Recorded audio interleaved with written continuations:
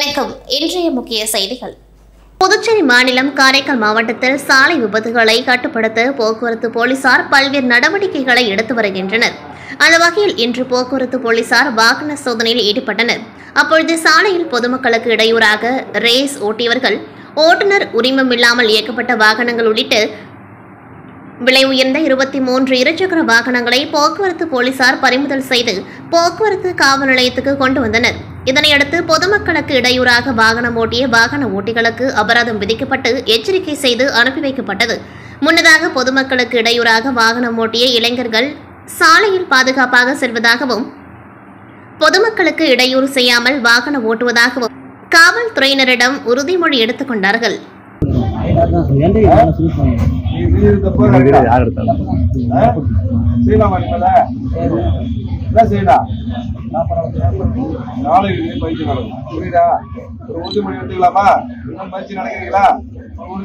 சாலை விதிகளை கடைபிடிப்பேன், விபத்தினை தவிர்ப்பேன்.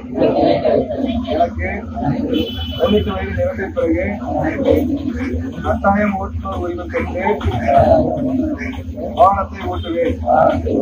தலைக்கவசம் அணியாமல் இருசக்கரம் வாகனம் ஓட்ட மாட்டேன். வாகனம் ஓட்ட மாட்டேன். சீட் பெல்ட் அணியாமல் வாகனத்தை ஓட்ட மாட்டேன். இருசக்கர வாகனத்தில் இருவருக்கு மேல் பயணம் செய்ய மாட்டேன். சிக்னல் விளக்குகள் மற்றும் சாலை குறியீடுகளை மதித்து நடப்பேன். பேருந்தில் வழியில் நின்று பயணம் செய்ய மாட்டேன். ஓடும் பேருந்தில் இறங்கவோ ஏறவோ மாட்டேன். ஆம்புலன்ஸ் தீயணைப்பு வாகனங்களுக்கு விலை கொடுத்து நடப்பேன். மருத்துவமனை, பள்ளி மற்றும் கிரிக்கெட் அசோசியேஷன் ஆஃப் பாண்டிச்சேரி சரித்திரத்தில் மகுடம் வைத்தாற்போல் ஒரு சிறப்பான நிகழ்வு. பாண்டிச்சேரி பிரீமியம் லீக் இந்திய கிரிக்கெட் கட்டுப்பாட்டு வாரியம் அனுமதி அளித்து பல அசோசியேஷன்கள் நடத்தி வரும் பிரீமியர் லீக் போட்டிகள் இப்பொழுது புதுச்சேரி மண்ணிலும் நடைபெற உள்ளது. White town legends, Villianur Mohit kings, Ossudu Akkord warriors, Karaikal knight riders, Mahe Mechalo strikers, Yanam royals என 6 அணிகள் பங்கு பெறுகின்றன. இந்த போட்டிகள் துத்திப்பட்டு சிஎம் ஸ்டேடியமில் ஆகஸ்ட் 5 முதல் 23ஆம் தேதி வரை பகல் இரவு ஆட்டமாக மின்னொளியில் நடைபெற உள்ளது. நேற்று 2:45 மணிக்கு நடைபெற்ற முதல் போட்டியில் காரைக்கால் நைட் ரைடர்ஸ் அணியும் மாஹே மெக்கலோ ஸ்ட்ரைக்கர்ஸ் அணியும் மோதின. டாஸ் வென்ற மாஹே மெக்கலோ ஸ்ட்ரைக்கர்ஸ் அணி ஃபீல்டிங் செய்ய முடிவு செய்தது. முதலில் ஆடிய காரைக்கால் நைட் ரைடர்ஸ் அணி 20 ஓவர்களில் 7 விக்கெட் இழந்து 140 ரன்கள் எடுத்தது. தொடர்ந்து ஆடிய மாஹே மெக்கலோ ஸ்ட்ரைக்கர்ஸ் அணி 15.3 ஓவர்களில் 5 விக்கெட் இழந்து 141 ரன்கள் எடுத்து 5 விக்கெட் வித்தியாசத்தில் வெற்றி பெற்றது. அதிரடியாக ஆடி 17 பந்துகளில் 40 ரன்கள் அடித்த மாஹே மெக்கலோ ஸ்ட்ரைக்கர்ஸ் அணியின் ராகவன் ஆட்டநாயகன் விருது பெற்றார். நேற்றிரவு 7 மணிக்கு தொடங்கிய போட்டியில் வில்லியனூர் மோஹித் கிங்ஸ் அணியும் ஊசுடு அக்காட் வாரியர்ஸ் அணியும் மோதின. டாஸ் வென்ற வில்லியனூர் மோஹித் கிங்ஸ் ஃபீல்டிங் செய்ய முடிவு செய்தது. முதலில் ஆடிய ஊசுடு அக்காட் வாரியர்ஸ் அணி 19 ஓவர் முடிவில் அனைத்து விக்கெட்டுகளையும் இழந்து 131 ரன்கள் எடுத்தது. தொடர்ந்து ஆடிய வில்லியனூர் மோஹித் கிங்ஸ் அணி 12.2 ஓவர்களில் 3 விக்கெட் இழந்து 134 ரன்கள் எடுத்து 7 விக்கெட் வித்தியாசத்தில் வெற்றி பெற்றது. அதிரடியாக ஆடி 48 பந்துகளில் 51 ரன்கள் அடித்த வில்லியனூர் மோஹித் கிங்ஸ் அணியின் மோஹித் காலே ஆட்டநாயகன் விருது பெற்றார். சிறப்பு விருந்தினர்களாக சட்டமன்ற உறுப்பினர் ராமலிங்கம், மோஹித் கன்ஸ்ட்ரக்ஷன் உரிமையாளர் ரவிக்குமார் அவர்களும், கிரிக்கெட் அசோசியேஷன் ஆஃப் பாண்டிச்சேரி முன்னாள் கௌரவ செயலாளர் சந்திரன் அவர்களும், காரைக்கால் மாவட்ட அணியின் முன்னாள் செயலாளர் கருப்பசாமி அவர்களும் கலந்து கொண்டு பரிசுகளை வழங்கிக் கொண்டார்கள். இன்று பிற்பகல் 2:45 மணிக்கு தொடங்க இருக்கும் போட்டியில் யானாம் ராயல்ஸ் அணியும் ஒயிட் டவுன் ஜென்ட்ஸ் அணியும் இன்று மோத இருக்கின்றது.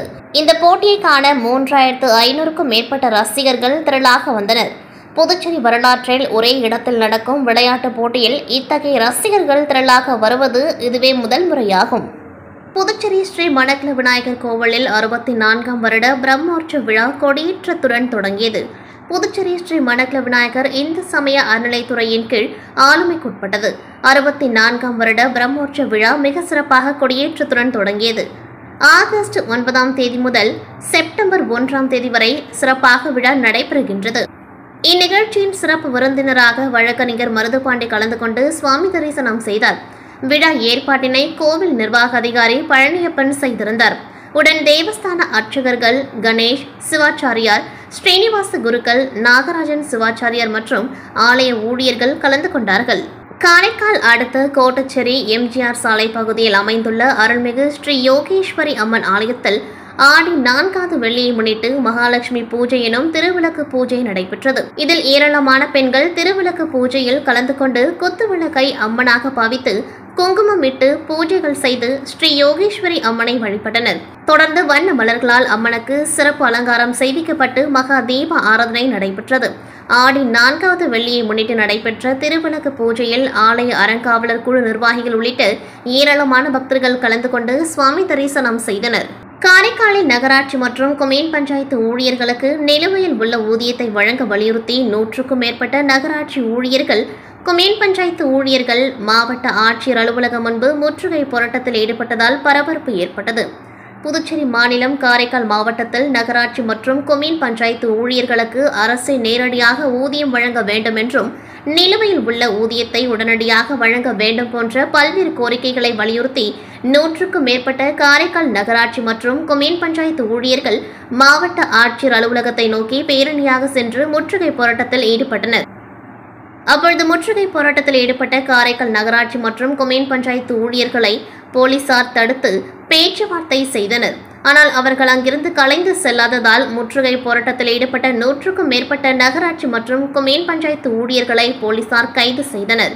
காரைக்காலில் கல்வித்துறை சார்பில் அரசு பள்ளிகள் மற்றும் அரசு உதவி பெறும் பள்ளிகளில் பயிலும் மாணவ மாணவிகளுக்கு இலவச மடிக்கணினி வழங்கும் துவக்க விழா இன்று காரைக்கால் மாவட்டத்தில் நடைபெற்றது.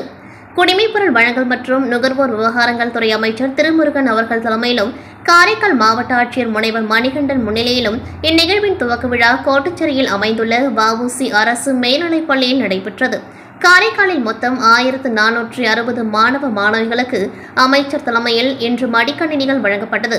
இந்நிகழ்வில் அமைச்சர் அவர்கள் மடிக்கணினிகளை மாணவர்களுக்கு வழங்கி பேசுகையில், 2 தினங்களுக்கு முன்பு முதல்வர் அவர்களால் புதுவையில் இத்திட்டம் தொடங்கப்பட்டது எனவும், முதல்வர் அவர்களால் 2013இல் வாக்குறுதி அளித்ததன் அடிப்படையில் 2014-15ஆம் ஆண்டில் அனைத்து மாணவர்களுக்கும் மடிக்கணினி அளிக்கப்பட்டது என்றும், புதுவை காரைக்கால் சேர்த்து 15,200 மாணவ மாணவிகளுக்கு மடிக்கணினி வழங்கப்படுகின்றது எனவும், இதன் மதிப்பு 27,000 ரூபாய் ஆகும் எனவும், இந்த தரமான லேப்டாப்பை முதல்வர் அவர்கள் வழங்கியது பாராட்டுக்குரியது என்றும், மாணவர்கள் இதை பயன்படுத்தி தங்கள் கல்வி தரத்தை உயர்த்திக் கொள்ள வேண்டும் எனவும், வாழ்வில் முன்னேற வேண்டும் எனவும் தெரிவித்தார்கள்.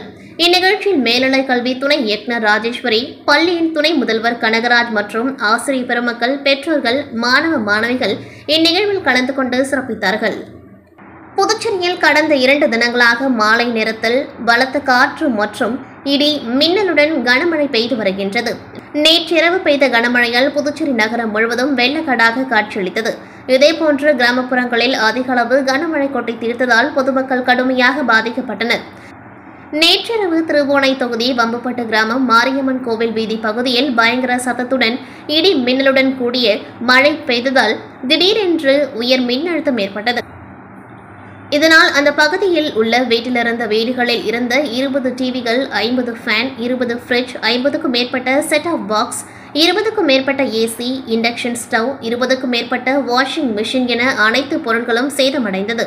மேலும் இடி தாக்கியதில் அந்த பகுதியில் உள்ள தென்னை மரங்களும் சேதமடைந்தது. இதனால் அந்த பகுதியில் பெரும் பரபரப்பு நிலவி வருகின்றது. வீட்டில் உள்ள பொருட்கள் சேதமடைந்ததற்கு அரசு உரிய இழப்பீடு வழங்க வேண்டும் எனவும் அந்த பகுதி மக்கள் கோரிக்கை விடுத்துள்ளனர். இத்துடன் செய்திகள் நிறைவடைகின்றது. நன்றி, வணக்கம்.